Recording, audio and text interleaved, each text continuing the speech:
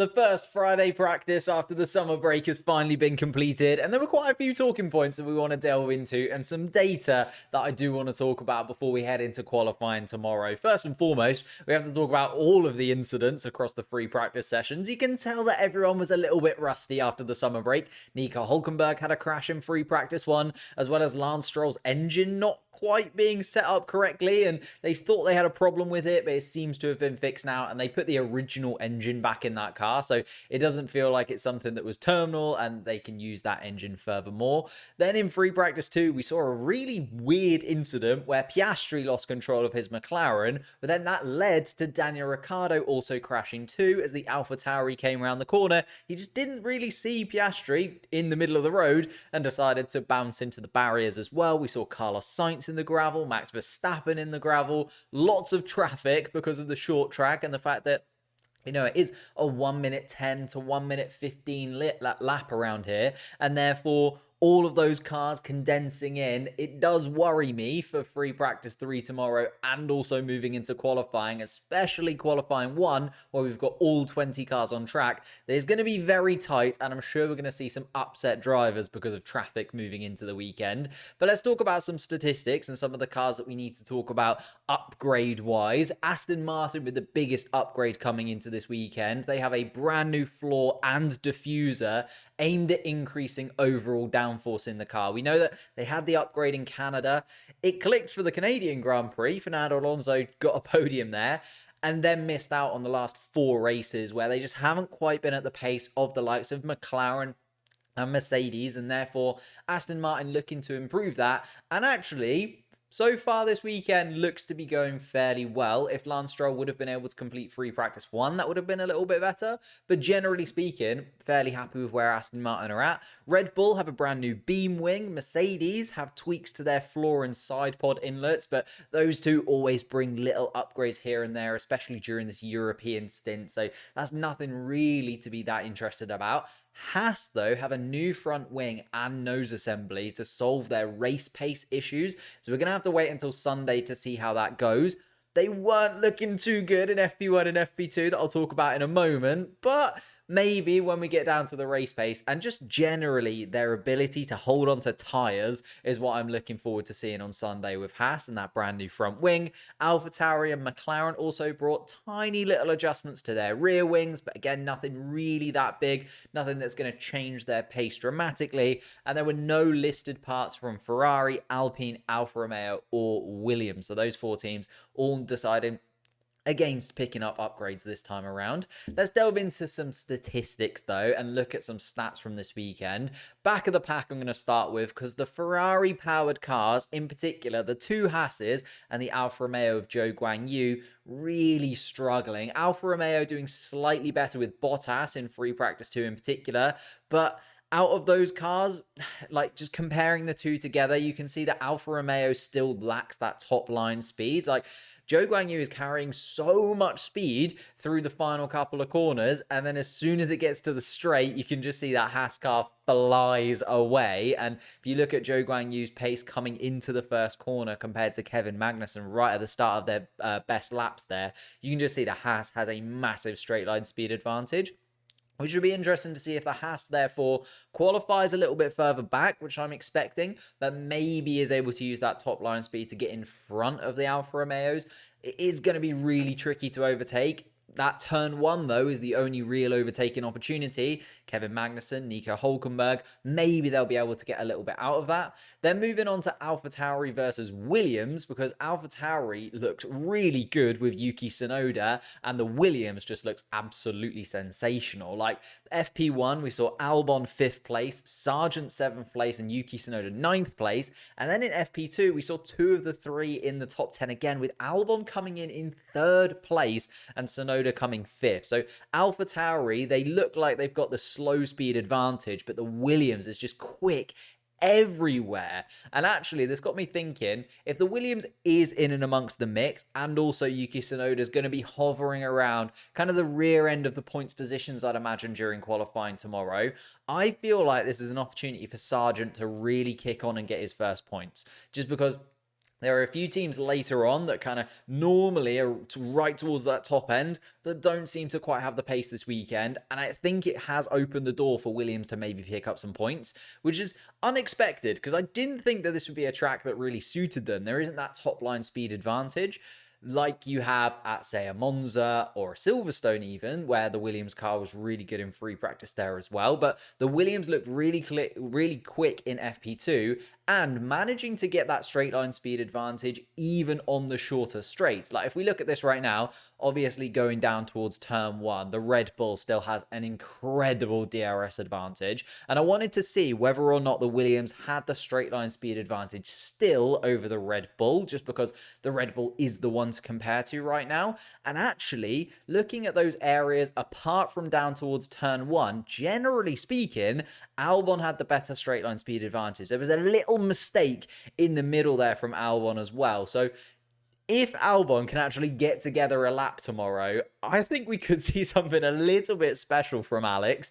Like, obviously, we've seen this before with Williams, and sometimes they hover in and around the top 10 positions, but never quite click into the top 5.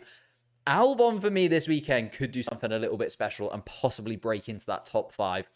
Then we're looking at Ferrari, because for me, Ferrari and George Russell were the cars I was expecting to see higher than Alex Albon in a Williams, but they were nowhere near it. They seem to really struggle at this moment in time. The Ferrari, in terms of its tyre degradation, I'm really worried about in terms of Sunday. It is that C1 hard compound tyre that they really didn't get on with in the first half of the season. And if that continues, then again, we're looking at a poor performance from Ferrari, a lack of grip in those slow speed corners from them, and they just can't quite seem to get it together. Obviously, we didn't see Carlos Sainz in free practice 1. It was nice to see Schwartzman in the car. I do like seeing rookies and young drivers coming in for those free practice 1 sessions. It seems a little bit of a weird one to choose, especially because they've just had the summer break. Everyone's trying to get back into the swing of things. And then we saw Carlos Sainz go through the gravel in free practice 2 as well. So maybe just a little bit rusty and didn't have that free practice 1 session. But as I said, it was nice to see Schwartzman in there. And then Russell seemed to run a slightly lower downforce setup than Lewis Hamilton. He had better top line speed advantage when compared to his teammate, but he wasn't able to carry quite as much speed out of the corners, where Lewis Hamilton seemed to just be able to slingshot that Mercedes out of corners, where George Russell maybe needs to adapt his driving style a little bit, or possibly tweak that front wing and rear wing sort of downforce setup that he is running to maybe manage that a little bit better, because I'm slightly concerned about George Russell, if I'm honest. Then it was an interesting kind of trio that I wanted to talk about together, especially during free practice 2, where we saw the qualifying pace of Gasly, Perez, and Stroll all in the top 10, just behind Yuki Tsunoda, actually, which again is like incredible from Yuki Tsunoda. And again, Alex Albon even higher, just absolutely mental to me. But if we look at Perez, Gasly, and Stroll, there were 3 drivers I was actually quite concerned about coming into this weekend. Perez, in terms of qualifying this year, hasn't been on it, but actually came out, discussed the car suiting Max Verstappen a little bit more. He owned up to his mistakes in the first half of the season. And therefore, I'm actually feeling a little bit better about Perez going into tomorrow. I don't think he'll be knocked out before Q3. I think that's just the expectation now from Sergio Perez. Is like, make the top 10 absolutely guaranteed, and then try and get in and amongst. It should be the top 5 realistically for Sergio Perez, shouldn't it? And on a good day, probably should be 1-2 Red Bull. But Sergio Perez, he said that he's struggled with the car. He came out, he was happy about it, and actually looked fairly decent today. Like, if you look at his time in comparison to the other 2, he was ahead of both of them. A little error in the final sector just really ruined his lap time there and meant that he dropped behind Pierre Gasly in terms of the standings. But I think Sergio Perez will be right up there with the cars towards the top end. And then I think Gasly, a great qualifier. We know that from his AlphaTauri days, and he really seemed to click with the Alpine car in free practice 2. He's faster than Stroll and Alonso, both Aston Martin struggling, where Stroll had a problem in FP1, seemed to be in control after that, and missing out on that free practice 1 would have hurt him, but he seemed okay when it came to that qualifying pace. So I just wanted to kind of put those 3 into perspective, because I thought that was an interesting trio to see in the top 10 in terms of qualifying. And then if we look at, the faster Aston Martin compared to Lewis Hamilton, because I think, again, this is going to be the battle here. I'm seeing Williams being the fastest of those back four teams, maybe Yuki Tsunoda being able to sneak in there. I think the Alpines will be under pressure and maybe will be hovering in and around the points, possibly, depending on how well they do in qualifying on Saturday. But where the real points battle is going to be, I think is going to be, first and foremost, between Red Bull and McLaren, but secondly, just behind to talk about these two, Aston Martin and Mercedes. Aston Martin seem to have really good race pace in free practice 1, but less pace in FP2. So actually what I could see happening is, in terms of that FP1 pace, maybe Lewis Hamilton does have the advantage. In terms of qualifying pace, Lewis Hamilton does have the advantage, gets in front when it comes to qualifying, and then the pressure is really on from Aston Martin when it comes to race pace. And although it's difficult because Aston Martin did the medium run in free practice 1, hard run in free practice 2. Mercedes did their hard run in free practice 1 and medium run in free practice 2. I think it's going to be that way around.